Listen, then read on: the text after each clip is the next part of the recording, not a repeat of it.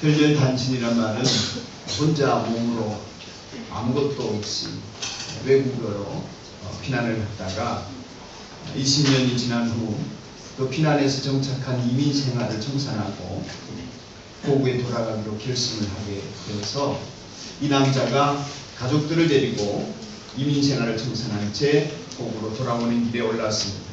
20년간 고생을 굉장히 많이 했지만 그러나 또 그에게는 큰 축복이 임해서 고생한 만큼 이상의 재산도 많이 모았고 또 가족들도 많이 생겨서 자식들과 함께 대가족을 이루게 되었습니다. 많은 재산과 많은 가족들을 드리고 금이 한양하게 된 이 사람은 이제 고향에 돌아가면 부모님 잘 모시면서 처자식들과 함께 편안한 노후 생활을 지내야지 이러면서 꿈에도 그리던 고향 땅을 밟게 되는 것입니다.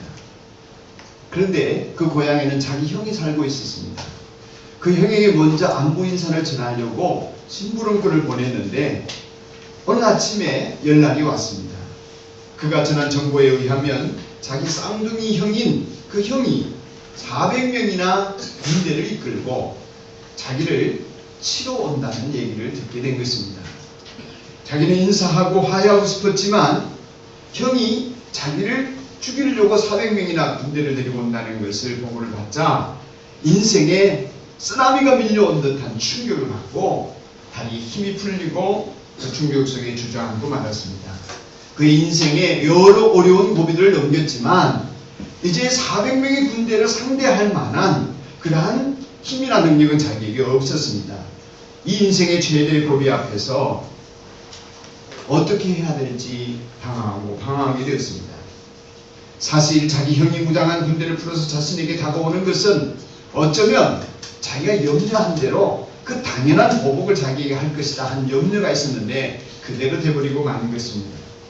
왜 그러냐면 오래전 20년 전에 이 사람은 늙어서 눈이 안 보이는 아버지를 속여가지고 형이 받아야 될 축복을 가로챘거든요. 훨씬 더 젊은 시절에는 형이 받아야 될 장자권을 팥죽 한 그릇에 사버리고 자기가 장자다, 내가 유산을 이어받아야 될 사람이다 이렇게 주장하고 생각했던 그 사람이었거든요. 그 사람의 이름은 야곱입니다. 그의 형의 이름은 에서입니다.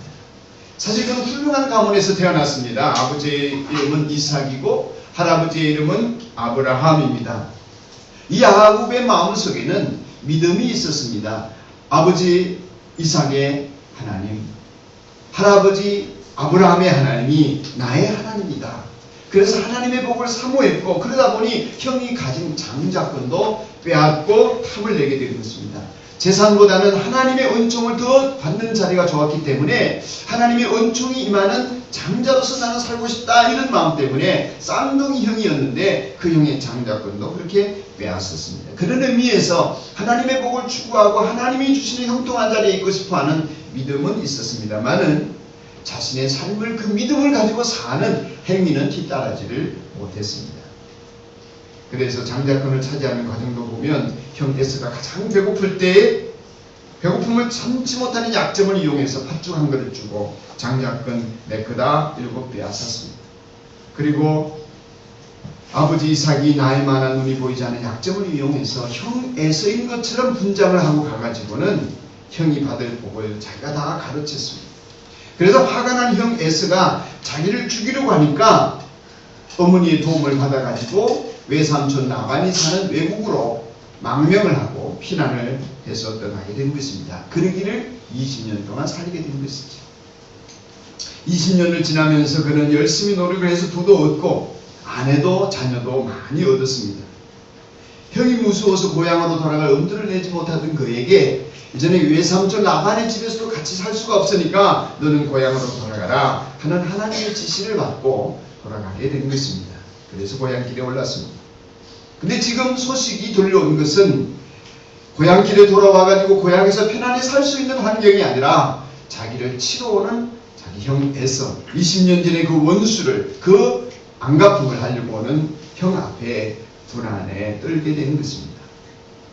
그렇게 되자 야곱은 평소에 재주를 많이 부리고 꾀를 많이 내던 사람이었는데 그를 모략하던 치밀함으로 재빠르게 준비를 합니다. 첫 번째는 어떻게 했냐?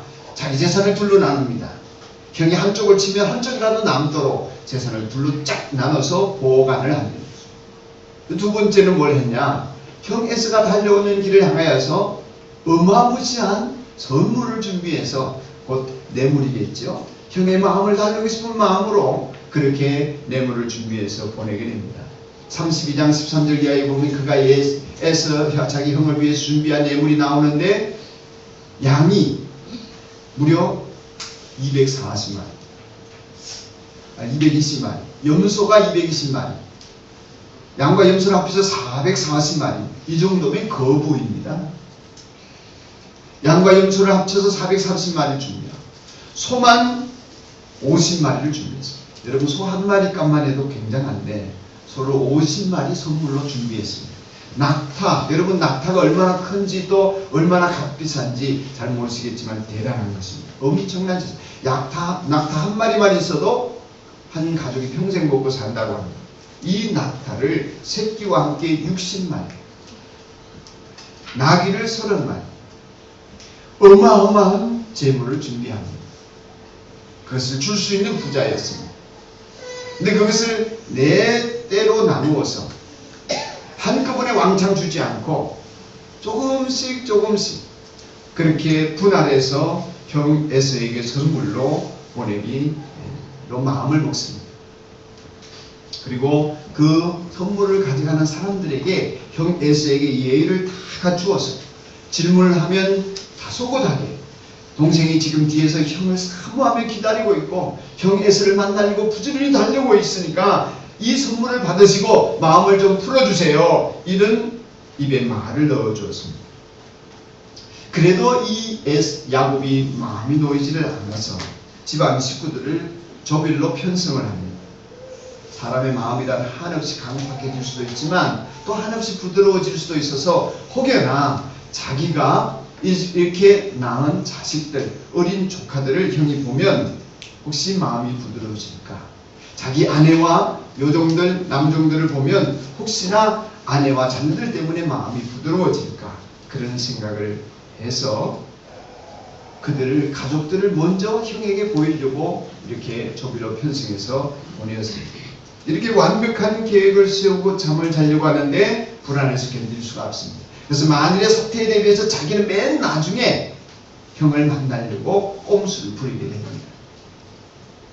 그렇게 해서 머물게 된 곳이 야복 나루트라고 하는 강변이었습니다. 이 정도 되면 안심이다 생각하고 잠을 청하려고 하는데 모든 준비를 갖추고 모든 계획을 완벽하게 세웠는데 잠이 오지를 않습니다. 그 밤에 잠을 청하는데 도무지 잠이 오지를 않습니다. 답답함 때문에 힘들어하다가 한밤중에 일어나서 종들과 가족들을 다 깨웁니다.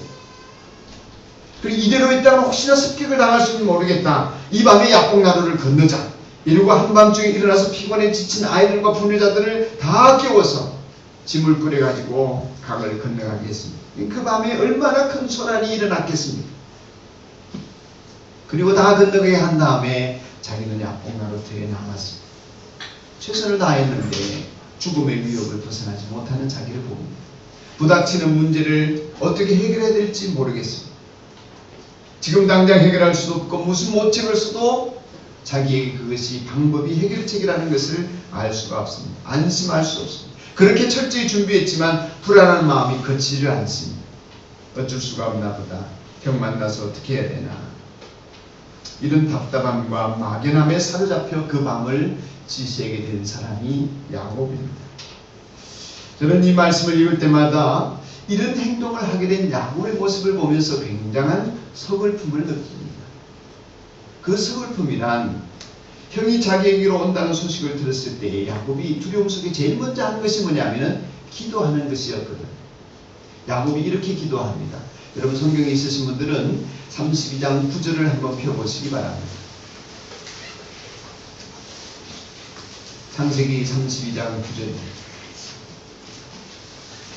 제가 읽겠습니다. 할아버지 아브라함을 보살펴주신 하나님, 아버지 이삭을 보살펴주신 하나님, 고향 친족에게로 돌아가면 은혜를 베푸시겠다고 저에게 약속하신 주님, 주님께서 주님의 종에게 베푸신 이 모든 은총과 온갖 진실을 이 종은 감히 받을 자격이 없습니다. 제가 이 요단강을 건널 때에 가진 것이라고는 지팡이 하나뿐이었습니다마는 이제 저는 이처럼 두 물이나 이루었습니다. 부디 제 형의 손에서 에스의 손에서 저를 건져주십시오. 형이 와서 저를 치고 아내들과 자식들까지 죽일까 두렵습니다. 주님께서 말씀하시기를 내가 반드시 너에게 은혜를 베풀어서 너의 씨가 바다의 모래처럼 셀 수도 없이 많아지게 하겠다 하시지 않으셨습니까? 하나님 도와주세요. 이렇게 기도했습니다. 문제는 뭐냐? 여기까지는 좋았습니다. 하나님을 믿는 사람으로서 하나님 앞에 기도하는 것이었습니다. 그가 제일 먼저 취한 행동은 기도였습니다. 그런데 저의 서글픔은 뭐냐면은 그렇게 기도가 끝나자마자 야곱은 하나님이 자기를 돕기를 기다리지 않고 자기가 뇌물을 준비했습니다. 형에서의 마음을 어떻게 하면 살까 하는 생각으로 완전히 세상적인 방법을 취했습니다. 많은 뇌물을 준비했습니다. 아까 말씀드린 그런 어마어마한 선물을 준비했습니다. 아니, 야곱이 진짜 하나님의 사람, 내 인생의 주인이 하나님이시라는 것을 정말 믿었다면 자기의 속임수로 상처받은 형 에서의 마음을 자기 목숨이 위협을 당하는 두려움 속에서 어떻게 하면 그 마음을 달랠까가 아니라 내 죄가 어떠한가를 깨닫고 내 죄를 회개하고 내가 형 앞에 지은 죄에 대해서 형 앞에 솔직히 얘기를 하면서 내 속임수로 상처받은 형 에서의 마음을 연민의 마음을 갖고 무릎을 꿇고 치유되어지기를 용서 못해도 할 수 없다는 마음으로 무릎 꿇고 빌어야 하지 않았을까. 그런데도 뇌물을 가지고 형의 마음을 녹이려고 준비하는 모습을 보면 그가 아직도 하나님 중심의 사람이 아니라는 것을 보게 됩니다. 그것도 그가 뇌물을 한꺼번에 주지 않고 조금씩 나눠 전달하면서 세상에서 뇌물을 주는 사람들의 전형적인 생각과 행동과 방법을 그대로 쓰고 있는 것입니다. 그래서 저는 서글퍼집니다. 예배드리는 하나님의 자녀들의 모습, 내 모습 이렇지 않을까 하는 생각 때문입니다. 기도할 때는 하나님 안에 간절히 구합니다. 기도할 때는 하나님 도와주세요 합니다. 그렇지만 눈만 뜨면 하나님 기다리지 않고 도움을 세상에서 얻으려고 동분서주하는 내 모습이 아닙니다. 믿지만 하나님 중심이 아닌 것. 여러분 지난 1월 한 달 동안에 저는 나름대로 교회의 앞날을 위해서 열심히 기도했습니다. 예배당 이전을 위한 대출금이 뜻밖의 장애를 만났기 때문에 더더욱 더 기도하게 되었습니다. 여러분들에게도 기도 부탁을 했죠. 우리가 기존 은행권에서는 자격이 안 된다는 소식을 들었습니다. 제가 직접 은행권의 사람을 만나보지는 않았습니다만 그럴 수 있지요. 우리 교회가 아직도 안정된 교회가 아니기 때문에 대출을 두려워할 수 있습니다. 그럼 미리 생각하지 못했습니다. 모르기 때문에 이런저런 문의를 이제 할 수밖에 없었는데 제가 아는 사람도 없고 방법이 있다는 사람의 얘기를 들어보니까 대출을 알선해주는 사람에게 대가를 지불하면 대출을 얼마든지 받을 수 있다는 것입니다. 자세히 좀 더 알아보니까 부정한 방법이었습니다. 수수료를 준다든지 무슨 대가를 집어주어야 했다는 것입니다. 그럴 수 없다 생각이 들어서 거절했더니 사람들의 반응은 저대로 답답하다고 합니다. 예수님을 믿는 목사님과 장로님이라는 분들이 저에게 하는 얘기가 그 돈 나쁜 데 쓰는 것도 아니고 하나님의 일을 하기 위해서 쓰는 것이고 세상의 대출을 좀 못 받는 환경에 있어서 그것을 좀 이용해서 대출을 받을 수 있도록 이렇게 저렇게 방법을 좀 써본다고 하는데 그게 뭐가 큰 잘못이겠느냐 저에게 이렇게 얘기를 했습니다. 저는 그 말에 더 화가 났습니다.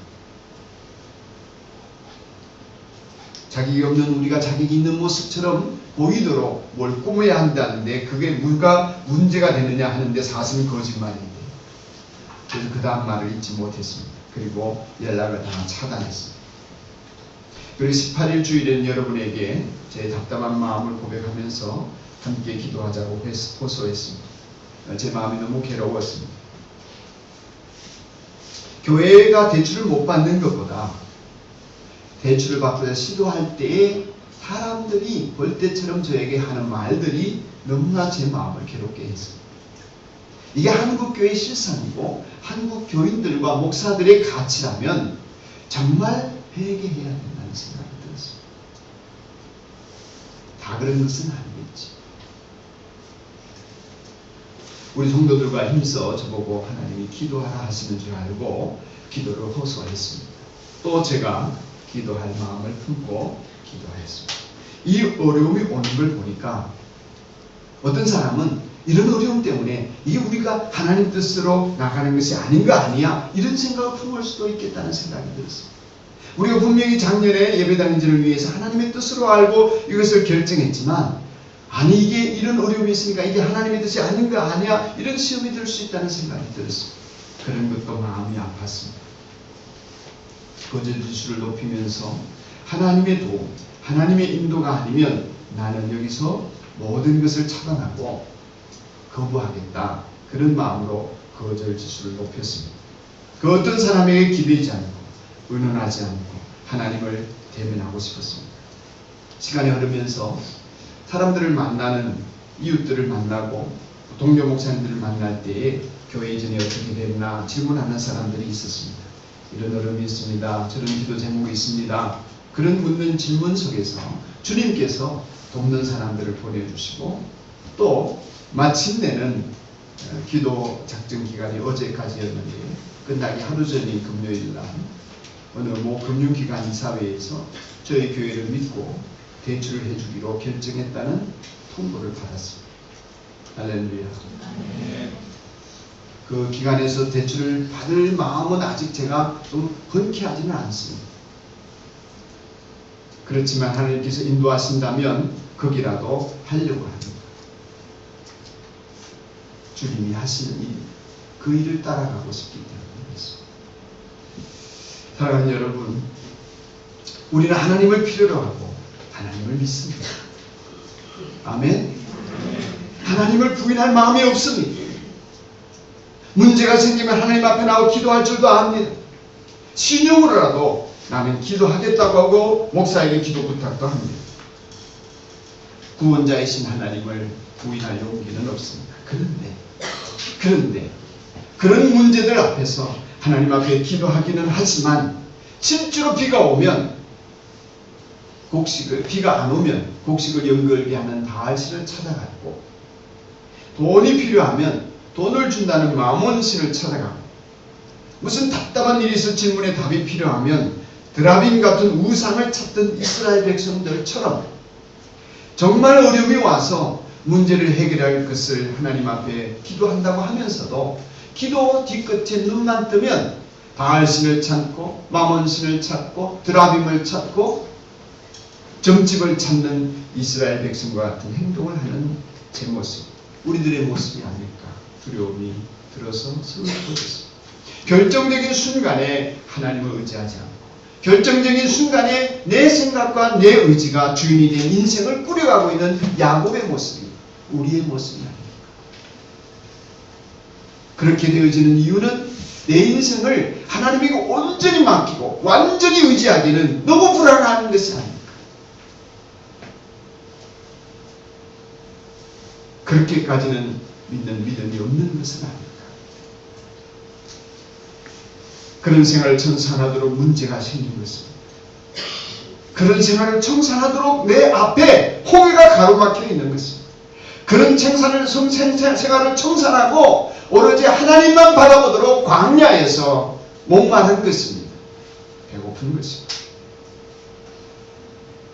그 생활을 청산하고 하나님만을 바라보라고 지금 나는 광야에서 외로이 있는 것입니다. 이스라엘 백성들이 그렇게 내몰린 것처럼 이것을 왜 청산해야 합니까? 내가 주인인 때에 찾아오는 고통 때문입니다. 내가 주인인 이상 야곱은 고통을 면할 수 없습니다. 불면의 밤을 지새울 수밖에 없습니다. 내가 주인인 이상은 야곱은 야복 나루터에서 그 마음의 평안을 얻을 수 없었습니다. 야복 나루터에서는 야곱의 진정한 위기는 나루터에서 나루를 건너지 못하는 그의 위기는 하나님만을 완전히 신뢰하지 못한다는 것이었습니다. 22절 말씀을 보시면 그 밤에 야곱은 일어나서 두 아내와 두 여종과 11아들을 데리고 야복 나루를 건넜다 그랬습니다. 22절을 건넜다 그랬지만 23절 이후를 보면은 그는 넘어가지 않습니다. 건너지를 않습니다. 자기 인생의 주인이 되어 있는 이상은 나루터를 건널 수 없습니다. 언젠가 어느 잡지사에서 설문조사를 했는데 당신은 불안을 느끼십니까? 우리 한국 사람들에 대해서 조사를 했더니 73%가 불안합니다. 우리 교인들도 조사하면 크게 다르지 않을 것 같아요. 불안합니다.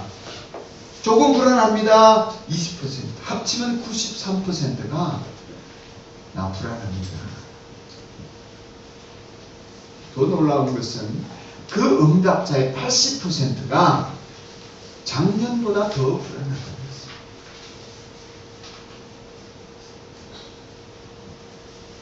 작년보다 금년이 더 불안하다고 했다. 그게 대부분 믿는 사람들이 다 포함되었을 것입니다. 인생의 주권을 하나님께 내어드리지 못하면 주인이신 하나님을 인정하지 않은 채 내가 어떻게 해야지, 어떻게 인생을 살아야 되나 해보겠다만 모든 사람들에게 공통적으로 나타나는 현상은 불안, 염려와 근심입니다. 성경은 아무것도 염려하지 마라, 마음에 근심하지 마라. 그러나 그것이 나에게는 아무런 영향력이 없습니다. 오늘 우리가 사는 모습 속에서 전부 내 인생의 열쇠를 내가 주려고 하니까 찾아오는 것은 불안이요 고통인 것입니다. 야곱의 나루터의 고민이요 갈등입니다. 하나님은 내 인생의 보조수단이지 하나님이 나 인생의 주인이다. 이런 삶을 살기에 너무나 우리의 믿음이 연약한 것입니다. 그러므로 우리가 기도로 해결하고 승부를 냈던 야곱처럼 느닷없이 어떤 사람이 나타나서 씨름을 하게 되었습니다. 이 씨름은 기도를 형성한 모습입니다. 내면의 갈등을 하나님 앞에 해결하지 못한 야곱을 향하여서 하나님이 찾아와서 밤이 새도록 씨름한 것입니다. 이 사람의 존재로 나타난 이분이 결국 하나님임이 나중에 밝혀지는데 그 야곱이 할 수 있는 일 다 한 다음에 자기가 할 수 있는 일이 더 이상 없다는 것을 알고 하나님밖에 의지할 수밖에 없다는 것을 알게 된 것이 이 씨름의 과정에서 나타나는 야곱의 현상이었습니다. 씨름을 한다는 것은 하나님께 부르짖며 복을 구하는 것입니다. 하나님이 복 주시지 않으면 나는 못 건너간다는 것입니다. 지금까지는 내 마음대로 발버둥 치면서 성공했지만 이제는 하나님이 복 주지 않으시면 내 생명도 헛것이라는 것을 알고 매달리기 시작합니다. 온전히 하나님께 매달려 이끌림을 받아야 살 수 있고 복을 주셔야 살 수 있다는 것이 야곱의 마음에 자리를 잡게 되었습니다. 하나님 여러분, 여러분의 모든 불안과 염려와 근심과 걱정들의 모든 것은 내가 주인인 까닭에 생기는 일일 뿐만 아니라 내가 하나님 앞에 온전하게 나를 맡기지 못한 결과임을 인정하게 되기를 축복합니다. 인정하시죠. 야곱은 인정했습니다. 돈이 해결하지 못하고 뇌물이 해결하지 못하고 자기의 재산이 해결하지 못하고 자기의 머리가 해결하지 못한다는 것을 인정했습니다. 그래서 하나님 축복해 주지 않으면 보내지 못합니다. 때를 썼다고 했습니다. 재미있는 표현이지요. 징징댔다는 얘기입니다. 사랑이신 하나님이 야곱을 사랑하기 때문에 그런 징징대는 것도 받아주신 것 같습니다. 저는 여러분들에게 징징대지 말라고 얘기하죠.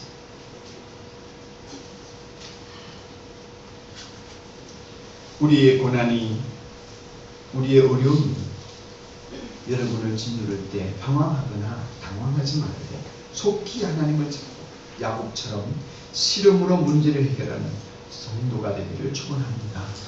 그의 씨름은 하나님과의 싸움이었습니다. 사람을 찾기 전에 하나님과 씨름해야 합니다. 사람의 방법이 아닌 하나님의 방법으로 문제를 풀어가려고 해야 합니다. 그런 성도가 됩시다. 한국의 모든 성도, 기도는 세상을 변화시키고 기도는 나를 많이시키고 기도는 하나님의 보좌를 움직이는 역사가 있고 기도는 나의 심리까지 안정시켜줍니다. 기도 많이 하는 사람은 혈기조차도 부드러워지고 사랑과 온유한 성품이 드러나게 됩니다. 기도하면 하나님의 은총 가운데 사람들을 대하는 나의 태도가 바뀌어집니다. 하나님은 그렇게 기도하는 사람을 찾으십니다. 사랑하는 여러분, 지난 목요일날 한일 장신대에서 총장으로 수고하시는 오덕호 총장님을 만났습니다. 이런저런 얘기를 나누다가 한일 장신대 학생들에게 이번에 특별히 프로그램으로 신학생들이 좀 고전을 읽고 철학적인 사고를 했으면 좋겠다 해서 신학생 고전 읽기 프로그램을 올해 시작했다고 합니다. 그러시면서 오덕호 총장님이 하시는 말씀이 고전을 많이 읽는 철학자나 사상가들이 다 좋은데 한 가지 약점이 있는데 그건 뭐냐면은 고전을 읽으면서 지식을 습득하는데 그 고전의 저자들의 인품과 인생을 만나지를 못한다는 것입니다. 그래서 철학자들과 사상가들이 사변적이기는 한데 인간적인 따뜻함이 없는 사람들이 많다는 거죠. 제가 그 얘기를 듣고 이런 생각이 들었습니다.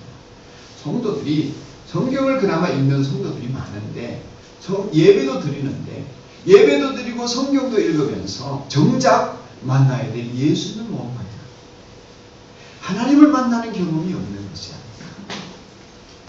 지난주에 이어서 이번 주에도 예배에 참석했지만 오늘도 내일도 성경을 읽지만 그 성경의 주인 되신 예수님을 인격적으로 만나고 성품적으로 만나고 그분의 마음을 우리가 만나지 못하기 때문에 우리는 머릿속에서 아는 것이 믿음인 줄로 착각하고 있지 않나 이런 생각이 들었습니다. 사랑하는 여러분, 주님을 만나는 것은 성경의 지식에 있지 않습니다.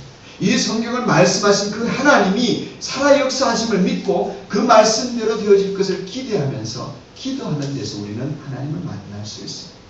하나님의 마음을 헤아릴 수가 있습니다. 예수님의 성품을 내 속에 담을 수가 있는 것입니다. 바라기는 여전히 작년과 비슷한 신앙생활을 2015년도에도 한 달 동안 하셨다면 이제는 이들과 같은 신앙생활을 하지 않기로 다짐하게 되기를 축복합니다.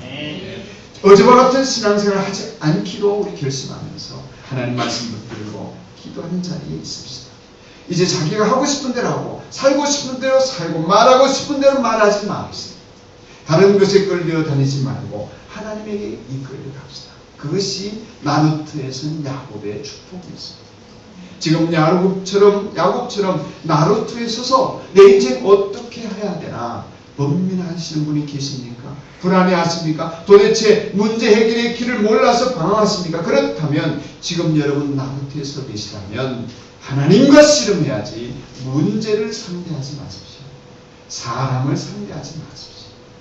하나님을 상대하십시오. 하나님을 상대하는 길은 기도밖에 없습니다. 하나님을 만났을 때임을 아셔야 합니다. 하나님과 씨름해야 합니다. 오직 하나님에게서만 모든 문제 해결을 얻으려고 해야 할 그때가 나루트에 서 있을 때입니다. 하나님을 통과해야 합니다. 야곱이 하나님을 이긴 것은 아닙니다. 이름이 이스라엘, 하나님을 이겼다 이런 이름을 얻었지만 사실은 하나님이 져준 것입니다. 야곱이 어떻게 하나님을 이기겠습니까? 하나님께서 야곱을 통과시켜 주셨습니다. 하나님께서 통과 주심을 믿고 건너야만 합니다. 나를. 하나님께서 나와 함께 하심을 믿고 나를 건너야 합니다.